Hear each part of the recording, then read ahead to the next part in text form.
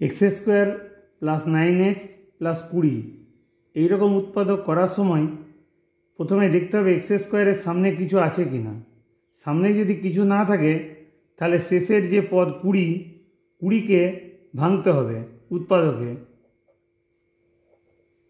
20 সমান লেখা যায় 10 গুণিত 2, 20 সমান লেখা যায় 5 গুণিত 4। এরপর দেখতে হবে যে x square plus 9x plus 20 আছে, লাস্টে 20-এর আগে চিহ্ন আছে প্লাস চিহ্ন যোগ চিহ্ন, অতএব এখানে যোগ করে মিলাতে হবে। এবারে এই অঙ্কের ক্ষেত্রে মাঝখানে আছে 9x, 9টাকে মিলাতে হবে যোগ করে। এই 20-এর আগে চিহ্ন বলে দিচ্ছে যোগ করে মিলাতে হবে।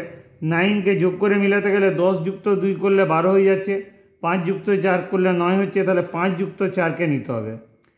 আর এই গুণ করে নেওয়ার সময় দুটো সংখ্যার মধ্যে বড়টাকে প্রথমে লিখতে হবে, শেষেরটাকে পরে লিখতে হবে। তাহলে আমরা লিখব x square plus 5x plus 4x plus 20। এখন তিনটে পদকে ভেঙে চারটে পদ হয়ে গেছে। চারটে পদের মধ্যে প্রথম দুটো পদ থেকে কি কমন যাবে দেখতে হবে। প্রথম দুটো পদ থেকে x কমন যাবে।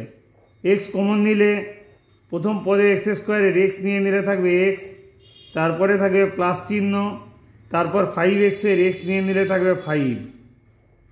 এবার দ্বিতীয় অংশে যে তৃতীয় এবং চতুর্থ পদ আছে তার থেকে কি কমন যাবে, তার থেকে 4 কমন যাবে। 4 কমন নিলে 4x-এর মধ্যে x পড়ে থাকবে। 20 থেকে 4 কমন নিলে 4 5-এ 20, 5 পড়ে থাকবে।